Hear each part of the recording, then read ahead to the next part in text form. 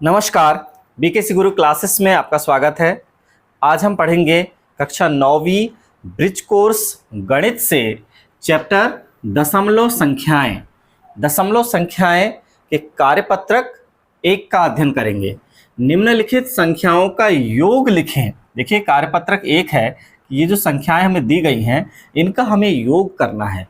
योग करने के लिए हमें एक बात का ध्यान रखना है कि दशमलव के नीचे दशमलव आए, है ना, और इकाई के नीचे इकाई, और 10वें भाग के नीचे 10वां भाग, 100वें भाग के नीचे 100वां भाग, 1000वें भाग के नीचे 1000वां भाग आना चाहिए। देखिए यहाँ पर सबसे पहले ये देखिए, दशमलव के बाद एक अंक है, यहाँ भी एक अंक है, ये 5 और 5 मिलकर हो जाएंगे 10, 10 की शून्य, 10 की शून्य हासिल का हो जाएगा 1, फिर 4 और 5 मिलकर हो जाएंगे 9 और 1 को जोड़ेंगे तो 10, और ये दशमलव के नीचे हमने लिख दिया दशमलव, तो 10.0 प्राप्त हुआ। कितना प्राप्त हुआ? 10.0 प्राप्त हुआ।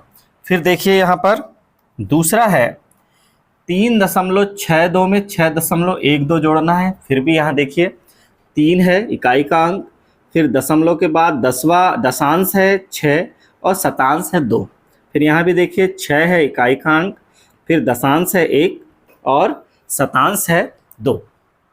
अब यहाँ पर हम जोड़ेंगे तो दशमलव के नीचे दशमलव तो है ही, 2 और 2 मिलकर हो जाएंगे 4, 6 और 1 मिलकर हो जाएंगे 7, और 6 और 3 मिलकर हो जाएंगे 9, और दशमलव के नीचे दशमलव 9.74।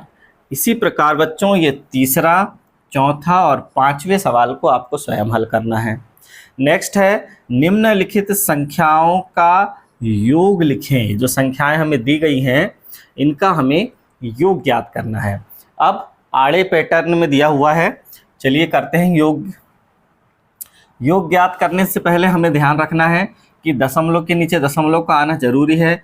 पहली संख्या लिख देता हूँ 12.546। दूसरी संख्या है 154.21। ये देखिए, इकाई के नीचे इकाई, दहाई के नीचे दहाई, सैकड़े के नीचे सैकड़ा, दशमलव के नीचे दशमलव, और अब ये दशांश के नीचे दशांश, शतांश के नीचे शतांश। अब इसका हजारवां अंक यहाँ पर नहीं है, तो इसका 6 है, इसका नहीं है, तो रहने दीजिए। अब हमें इनको जोड़ देना है। जोड़ना है तो कैसे जोड़ना है? 6 का 6 हो गया, 4 और 1 5, 5 और 2 7, दशमलव के नीचे दशमलव, 4 और 2 6, 5 और 1 6, और 166.756 प्राप्त हुआ। 166.756 प्राप्त हुआ। दूसरा सवाल है 0.265 में 15.36 को जोड़ना है। तो देखिए यहाँ पर 0.265 धन 15 लिखना है। अब हमको 1 5 दशमलव के नीचे दशमलव 3 6। अब देखिए 5 के नीचे कुछ नहीं है तो 5, 6 के नीचे 6 है तो 12 की 2 हासिल का 1, फिर यहाँ पर 3 और 2 5 और 1 6, फिर दशमलव के नीचे दशमलव, 0 के नीचे 5 है तो 5, और 1 के ऊपर कुछ नहीं तो 1 का 1, 15.625 प्राप्त हुआ।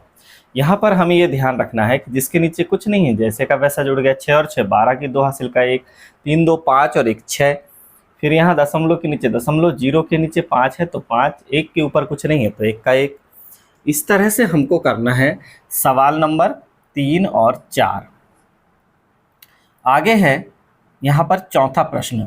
चौथा प्रश्न है कि एक बैट का मूल्य 500.50 रुपये तथा एक गेंद का मूल्य 25.75 रुपये है, तो दोनों वस्तुओं का कुल मूल्य क्या होगा?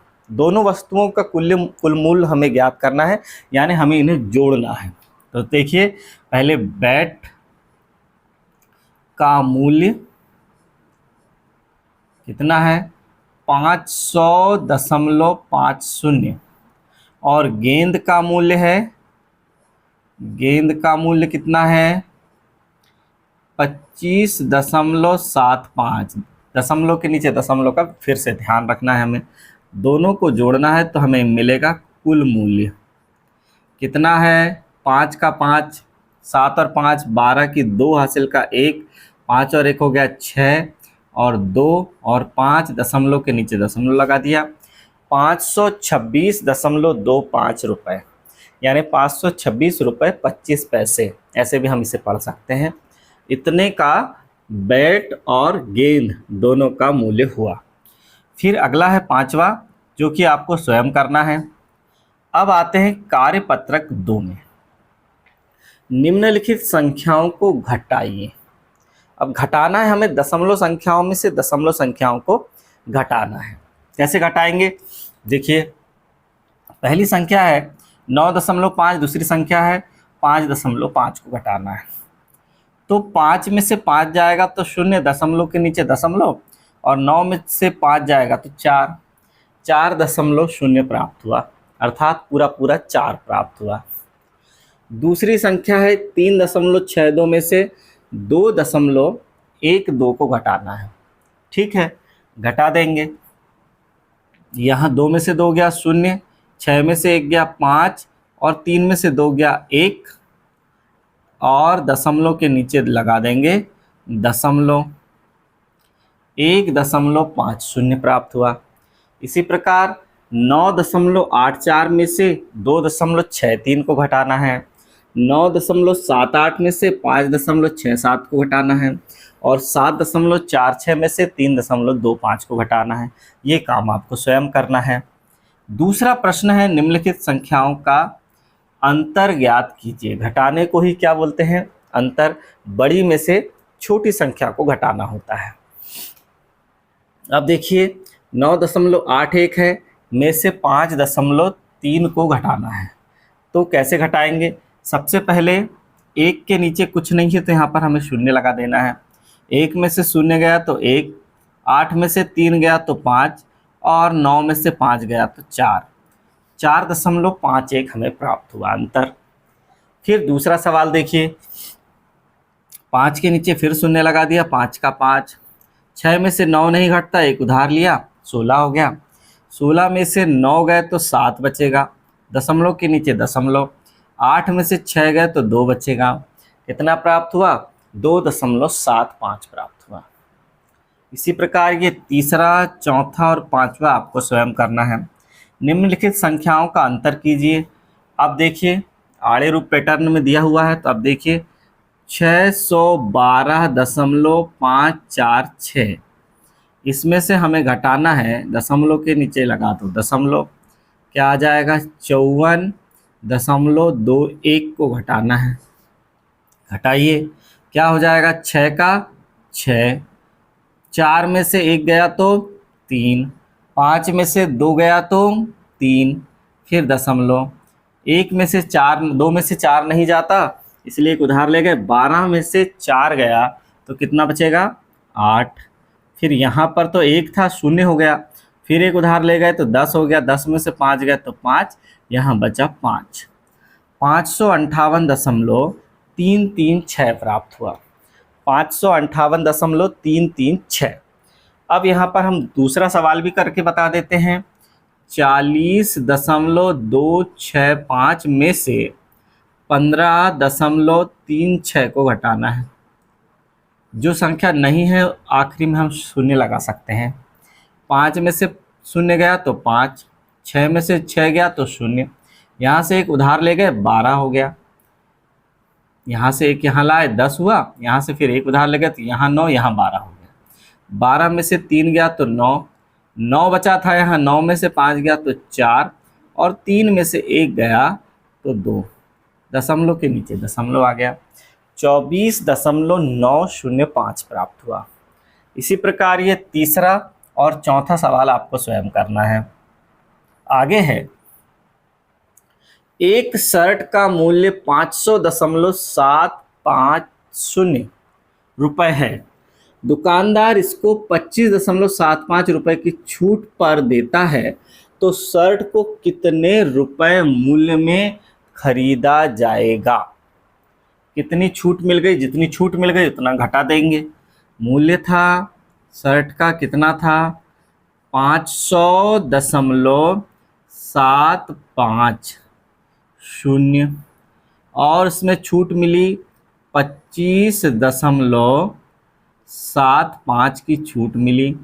अंत का शून्य निरर्थक है, उसे आप ना भी लिखें तो चलेगा। फिर भी देखिए यहाँ शून्य, यहाँ भी शून्य, यहाँ भी शून्य, दशमलव। अब यहाँ हो गया 10, फिर यहाँ बचा 9, यहाँ हो गया 10, 10 में से 5 गए 5, 9 में से 2 गए 7 और 4, 475 रुपये। 475 रुपये में शर्ट दुकानदार बेच देगा। अब दूसरा प्रश्न यानी पांचवा प्रश्न है जो कि आपको स्वयं करना है। कार्यपत्रक 3 में आते हैं। क्या है कार्यपत्रक 3? निम्नलिखित संख्याओं का गुणा करें। अब हमें दशमलव संख्याओं का क्या करना है? गुणा करना है। तो देखिए 2.5 में 0.2 का गुणा करना है। तो गुणा हम करेंगे दशमलव को छोड़कर। जब हम गुणा करेंगे तो ये भूल जाएंगे कि संख्याओं में दशमलव है। दशमलव छोड़कर गुणा करने पर हमें 50 प्राप्त हुआ। फिर हमें ये चेक करना है कि यहाँ पर कितने अंक हैं दशमलव के बाद? 1 है। और यहाँ दशमलव के बाद कितने अंक हैं? 1 है। तो दशमलव के बाद कुल कितने अंक हो गए? 1 और 1 2 हो गए।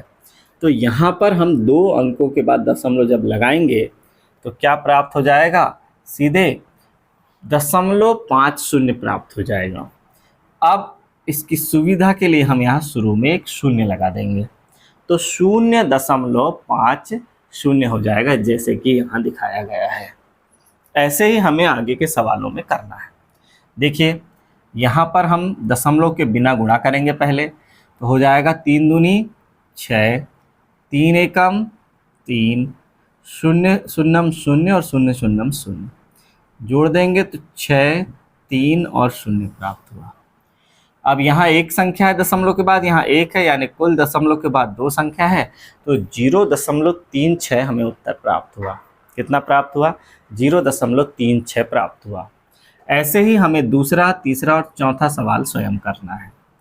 आगे है निम्नलिखित संख्याओं का गुणा किए बिना हल करें। अब हमें ये जो सवाल दिए गए हैं इन्हें गुणा किए बिना हल करना है। तो देखिए गुणा किए बिना कैसे हल करेंगे? 100 का गुणा है, इसका मतलब ये जो दशमलव है ये 2 अंक दाईं ओर खिसक जाएगा। 10 का गुणा करने पर 1 अंक दाईं ओर खिसकता है। 100 का गुणा करने पर 2 अंक दाईं ओर खिसकता है। 1000 का गुणा करने पर 3 अंक, 10,000 का गुणा करने पर 4 अंक, ऐसे दाईं ओर दशमलव जाते जाता है। इसी प्रकार 10 का भाग देने पर 1 अंक बाईं ओर, 100 का भाग देने पर 2 अंक बाईं ओर, 1000 का भाग देने पर 3 अंक बाईं ओर और 10,000 का भाग देने पर 4 अंक बाईं ओर। तो अभी हमारे पास गुणा हो रहा है, तो सीधे सीधे हम उत्तर में क्या कर देंगे? जैसे कि 100 में 0.2 का गुणा हुआ तो सीधे आ गया 2.00। अब 0.25 में 1000 का गुणा हुआ तो 3 अंक दाईं ओर हम किसका देंगे? सबसे पहले 0. देखिए इसको हम क्या लिख देंगे? यहाँ पर हमारे पास जो था 0.5 था, 3 अंक दाईं ओर ले जाना है तो 1 0 और लगाना पड़ेगा। यहाँ दशमलव था बाईं ओर, 1 2 3 आगे बढ़ा देंगे, क्या हो जाएगा? 0 तो कोई काम का नहीं बचा, तो क्या हो जाएगा? 50 और दशमलव के बाद हम अपनी ओर से 1 0 लगा देंगे, 50.0 हो गया। इसी प्रकार देखिए 25 है, उसमें 100 का गुणा है यानी 2 शून्य वाली संख्या का है, तो सीधे हो जाएगा 0.25 है, तो ये हो जाएगा 2 अंक दाईं ओर खिसक के सीधे 25 और अपनी सुविधा के लिए दशमलव को यहाँ पहुँचा दिया 0.0। अब यहाँ पर देखिए 3 अंक खिसकाना है, 105 हो गया 2 अंक खिसकाने पे, 1 और अंक आगे बढ़ाना है, यहाँ हो जाएगा 1050.0। 1 अंक की व्यवस्था हमें करना है, उसके बाद फिर 3 अंक दशमलव को दाईं ओर ले जाना है। इसी प्रकार ये 5वां और 6वां सवाल आपको स्वयं करना है। आगे है कार्यपत्रक 4, निम्नलिखित संख्याओं का भाग कीजिए। अब हमें क्या करना है? भाग करना है। तो देखिए उदाहरण यहाँ दिया हुआ है, 12 भागित 0.2। क्या कह रहा है? पूरा पढ़िए इबारत। भाग के प्रश्नों को हल करने के लिए दोनों संख्याओं में दशमलव के बाद के अंकों को बराबर किया जाता है। दशमलव के बाद के अंकों को पहले हम बराबर कर लेंगे। यदि दशमलव के बाद के अंक ना हो तो शून्य लगाकर अंकों को समान करें। यहाँ 0.2 में दशमलव के बाद एक अंक है, इसलिए 12 को भी हम क्या लिख देंगे, 12.0 लिख देंगे। 12.0 भागित 0.2 के समान होने पर दशमलव को छोड़कर प्राप्त संख्याओं का भाग करें। छोड़कर कर देंगे भाग, और जो उत्तर आएगा वही उत्तर कहलाएगा। ये तो बहुत आसान काम है। देखिए हम करते हैं। 400 में भाग देना है 0.01 का। तो देखिए इसको हम क्या कर देंगे, 400 0.01 के बाद हमारे पास दशमलव के बाद 2 अंक हैं, जबकि 400 में कोई अंक नहीं है। तो यहाँ भी हम लिख देंगे 400.00 भागित 0.01 या 0.01 भी लिख सकते हैं हम उसको। अब दोनों के दशमलव हट जाएंगे तो क्या बच जाएगा, ये हो जाएगा 40,000 भागित 0 शुरू के कोई काम के नहीं है, इसलिए 1। 40,000 में जब 1 का भाग देंगे तो सीधे जितने का उतना ही प्राप्त होगा, यानी 40,000 ही हमें प्राप्त होगा। ये हमारा हल करने का तरीका है। इसी प्रकार अब देखिए 2000 भागित 0.02 है, इसे हम क्या लिख सकते हैं, 2000 के बाद दशमलव के बाद 2 संख्याओं की ज़रूरत है, लगा दो 2 शून्य, भागित 0.02 है। अब 2 अंक इसका भी दाईं ओर खिसक जाएगा, इसका भी खिसक जाएगा, तो हो जाएगा 2 लाख भागित 2। 2 लाख में 2 का भाग देंगे, और 2 लाख में जब 2 का भाग देंगे तो उत्तर कितना प्राप्त हो जाएगा, 1 लाख प्राप्त हो जाएगा बच्चों। इस तरह से हमें उत्तर प्राप्त करना है। इसी प्रकार ये तीसरा और चौथा सवाल को आपको स्वयं करना है। निम्नलिखित संख्याओं को सरल कीजिए। 24/1.2 है, इसे सरल करना है, हल करना है। तो सबसे पहले हम क्या लिख देंगे, 24 के बाद दशमलव लगाकर एक शून्य लगा देंगे, क्योंकि 1.2 में एक संख्या है दशमलव के बाद। दोनों का दशमलव हटा देंगे तो 240/12 हो जाएगा, और 12 एकम 12, 12 दूनी 24, कितने बार कट जाएगा, 20 बार कट जाएगा। ये हमें उत्तर प्राप्त होगा। ये है दशमलव हटाकर हल करने का तरीका। इसी प्रकार दूसरा, तीसरा, चौथा सवाल आपको स्वयं करना है बच्चों। तो ये दशमलव संख्याओं से संबंधित ब्रिज कोर्स का यह चैप्टर यहीं पर समाप्त होता है। धन्यवाद।